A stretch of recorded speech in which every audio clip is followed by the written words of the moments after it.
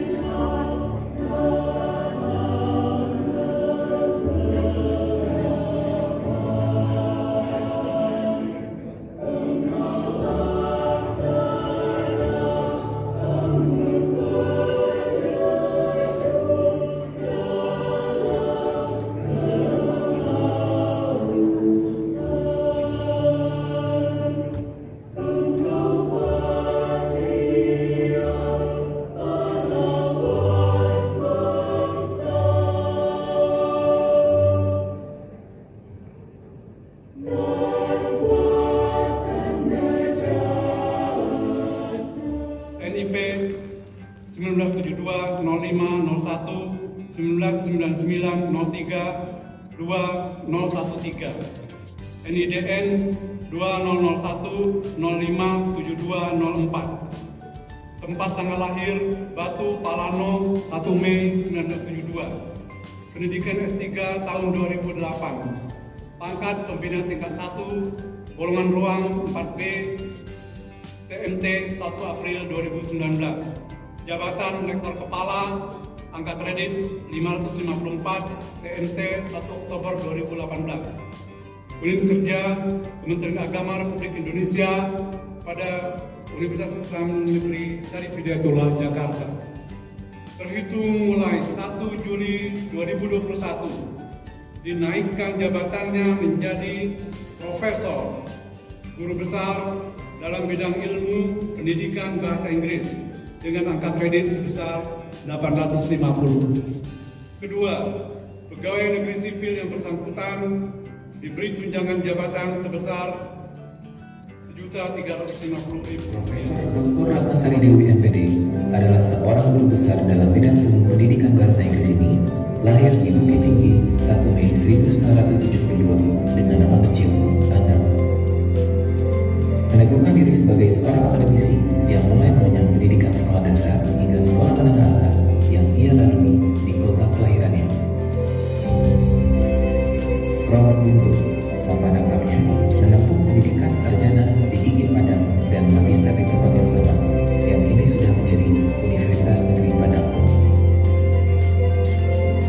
Konsistensi dan kecintaannya terhadap ilmu pengetahuan berhasil mengantarkannya meraih gelar Doktor Ilmu Pendidikan Bahasa dari Universitas Negeri Jakarta pada tahun 2008 silam. Beliau merupakan dosen pada jurusan Tadris Bahasa Inggris dan Magister Pendidikan Bahasa Inggris yang bergelar profesor satu-satunya pada Fakultas Ilmu Tarbiyah dan Keguruan Universitas Islam Negeri Syarif Hidayatullah, Jakarta. Assalamualaikum warahmatullahi wabarakatuh. Bagi saya, segala sesuatu yang akan dibuat itu harus berasal dari dalam diri. Untuk itu, wajib mengenali sehingga tahu diri dan dapat mewakili dan melakukan pengabdian untuk negeri dan bermanfaat untuk dunia saat ini dan juga untuk akhirat nanti. Assalamualaikum warahmatullahi wabarakatuh.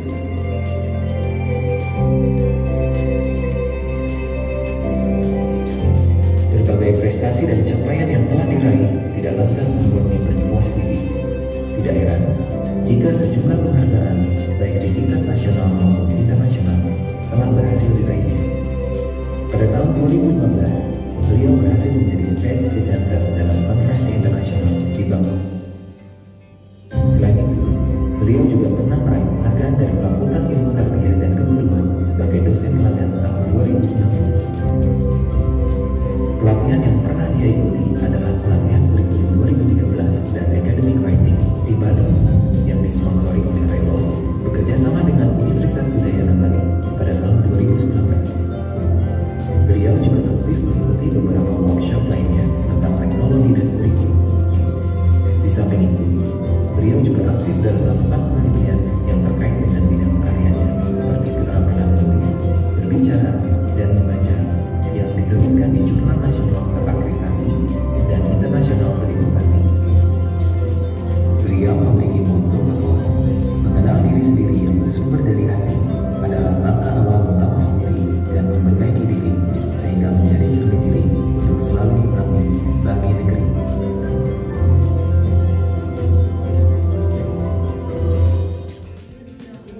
Alat ini kulihi walau karihal musyrikun. Asyhadu an la ilaha illallah wahdahu la syarika lah wa asyhadu anna Muhammadan abduhu wa rasuluhu amma ba'd. Assalamualaikum warahmatullahi wabarakatuh. Izinkan saya menyampaikan ucapan selamat Hari Raya Idul Fitri 1443 Hijriah. Mohon maaf lahir dan batin. Semoga ibadah puasa yang telah kita lakukan berdampak positif dalam 11 bulan berikutnya, baik untuk di dunia maupun pengabdian kita kepada Allah Subhanahu wa Ta'ala. Amin ya rabbal alamin. Yang terhormat Rektor UIN Syarif Hidayatullah Jakarta, Profesor Dr. Haja Amadi Lubis LC MA, Ketua Senat Profesor Dr. Abu Dinata MA beserta Sekretaris Senat UIN Syarif Hidayatullah Jakarta, Profesor Dr. Armai Arif MPD, Bapak dan Ibu Guru Besar UIN Syarif Hidayatullah Jakarta, yang terhormat Ketua Komisi dan Anggota Senat UIN Syarif Hidayatullah Jakarta, Wakil Rektor UIN Syarif Hidayatullah Jakarta, para dekan dan wakil dekan, direktur dan wakil direktur pasca sarjana, ketua lembaga, kepala UPT, para ketua dan sekretaris program studi di lingkungan UIN Syarif Hidayatullah Jakarta, yang terhormat para kabiro, kabak, dan kasubag di lingkungan bahan yang luar biasa dalam kehidupan berbangsa dan bernegara dimanapun di penjuru dunia. Transformasi terjadi hampir pada semua aspek kehidupan manusia. Dalam bidang pendidikan, dampak yang dialami yaitu adanya perubahan sistem kegiatan pembelajaran yang semula tatap muka menjadi tatap maya atau online. Di Indonesia, semua orang dan tentunya pemerintah berjuang melawan wabah COVID-19 yang sangat membahayakan sejak beberapa waktu yang lalu hingga saat ini. Banyak peraturan yang sudah dikeluarkan pemerintah, diantaranya PSBB, PPKM, karantina mandiri, physical distancing, dan lockdown atau penguncian. Penerapan dari aturan yang berlakukan tersebut tentunya membawa dampak yang sangat signifikan, diantaranya peningkatan penggunaan aplikasi media sosial yang berakibat siswa menjadi sulit tidur, sehingga disarankan kepada orang tua agar mendorong anak-anaknya melakukan lebih banyak hobi atau kesukaan mereka guna meningkatkan kesehatan dan suasana hati dalam masa lockdown. Lauserino menyatakan bahwa adanya kebijakan ini sebagai pengimplementasian terkait skenario kenormalan baru untuk menumbuhkan perekonomian negara yang terpuruk ketika pelaksanaan PPKM. Di bidang pendidikan, penyesuaian kenormalan baru juga dilakukan Kementerian Pendidikan dan Kebudayaan. Ada beberapa perguruan tinggi pada awal pembelajaran online merasa berat karena jaringan internet yang tidak stabil dan bahkan tidak terkoneksi sama sekali. Menurut Febriansyah tahun 2020, penggunaan online learning secara penuh memiliki kelemahan, yaitu hanya memberikan kontribusi pada pengetahuan mahasiswa atau siswa saja. Peserta didik merasa terisolasi karena kurangnya interaksi dengan peserta didik lain dan tidak sefleksibel pembelajaran tatap muka. Membutuhkan persiapan ekstra dari pihak guru dan siswa. Oleh karena itu, pemerintah dan institusi pendidikan tinggi perlu memikirkan model pembelajaran yang efektif di masa krisis untuk meningkatkan kualitas pembelajaran. Untuk itu, kurikulum harus mampu menghadapi tantangan yang ada agar dapat beradaptasi dengan kondisi masa kini dan masa depan. Baik, Winter tahun 2021 mengatakan bahwa seorang guru atau dosen dengan kemampuan teknologi yang lemah masih dapat bertahan melalui ketersediaan teknologi dan pelatihan. Dengan demikian, keterampilan dasar teknologi tidak dapat berdiri sendiri. Ketersediaan teknologi dan pelatihan untuk menguasai dan mempraktikkan penerapan teknologi dalam pendidikan dianggap salah satu solusinya.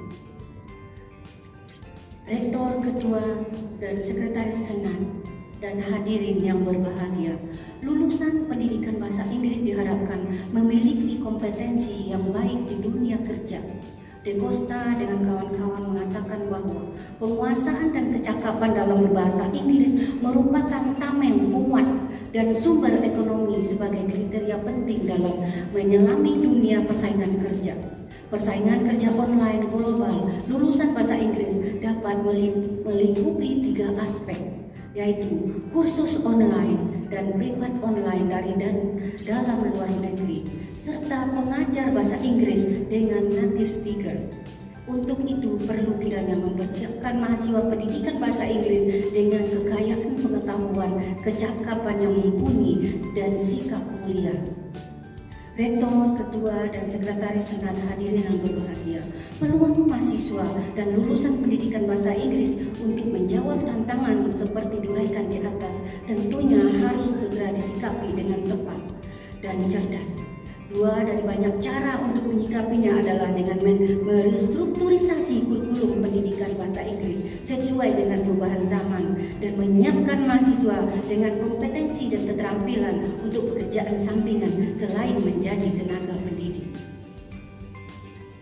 Kurikulum merupakan komponen penting dalam suatu program pendidikan. Firmansyah menyatakan ada dua faktor utama dalam restrukturisasi dan pengembangan kurikulum, yaitu bidang penelitian dan teknologi harus memiliki terobosan dan penemuan baru. Yang kedua, perubahan dalam masyarakat diakibatkan oleh berbagai variabel.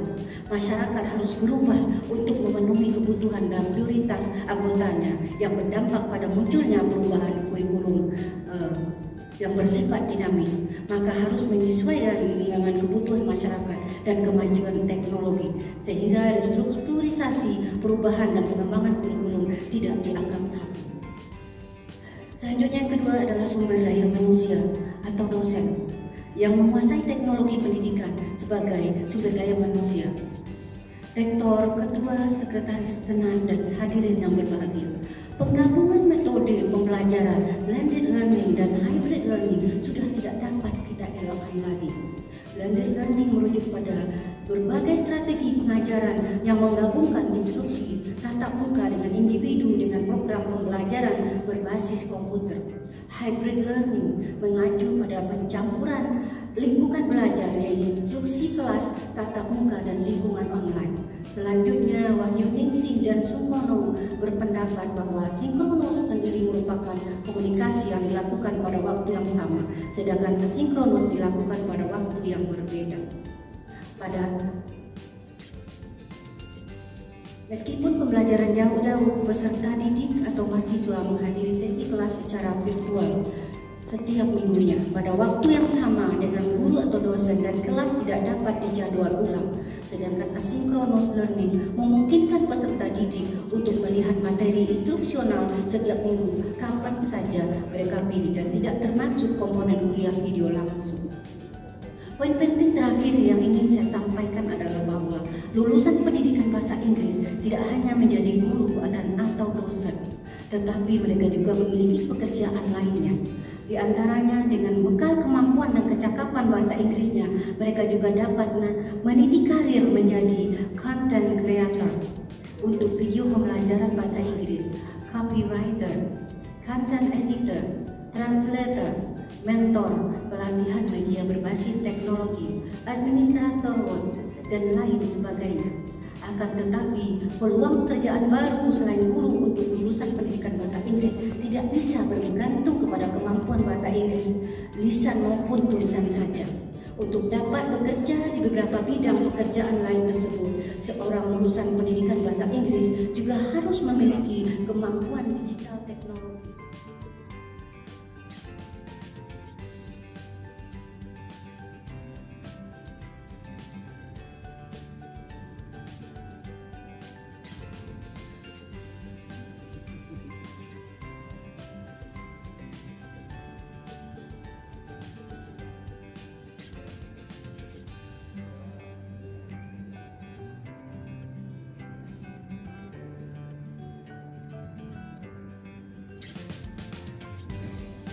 Bismillahirrahmanirrahim. Atas nama Senat UIN Syarif Hidayatullah Jakarta, berdasarkan surat keputusan Menteri Pendidikan, Kebudayaan, Riset dan Teknologi Republik Indonesia nomor 490.MPK.A-KP.05.01/2021 dan nomor 58909/MPK.A-KP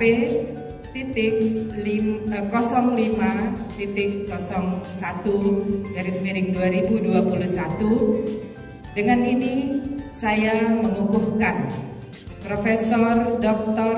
Ratnasari Dewi MPD sebagai Guru Besar Bidang Ilmu Pendidikan Bahasa Inggris pada Fakultas Ilmu Tarbiyah dan Keguruan, dan Profesor Dr. Andes Jajang Jahroni MA PhD sebagai Guru Besar Bidang Ilmu Sejarah Kebudayaan Islam pada Fakultas Adab dan Humaniora. Semoga Allah Subhanahu wa Ta'ala melimpahkan rahmat, taufik, dan hidayahnya kepada saudara-saudara dalam mengemban tugas yang mulia ini dengan penuh tanggung jawab, pengabdian yang tinggi.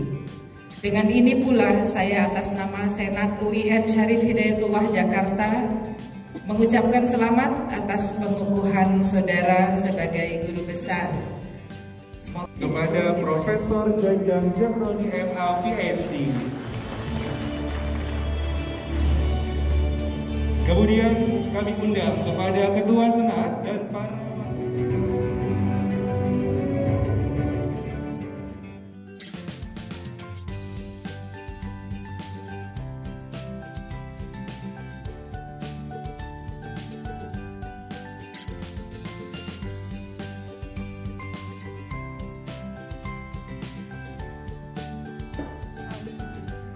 guys, kita unboxing souvenir dari Profesor Ratnasari Dewi ya. Kita lihat ya, ini orasi ilmiahnya, buku orasi ilmiahnya.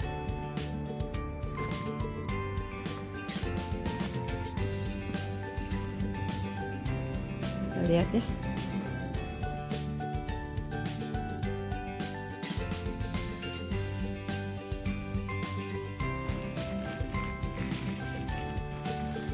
Ini guys, Masya Allah, ini sejadah yang empuk, isinya ini tuh sudah kosong, sama tadi sama ini, sama buku orasinya. Ini tuh sajadah yang besar terus empuk. Kita buka ya, kita buka. Ini empuk banget, empuk. Barakallah Bunda Prof, insyaallah bermanfaat sajadahnya, dipakai tambah manfaat tuh, Masya Allah kan, lembut banget. Wah, makasih Bunda Prof, souvenirnya bermanfaat.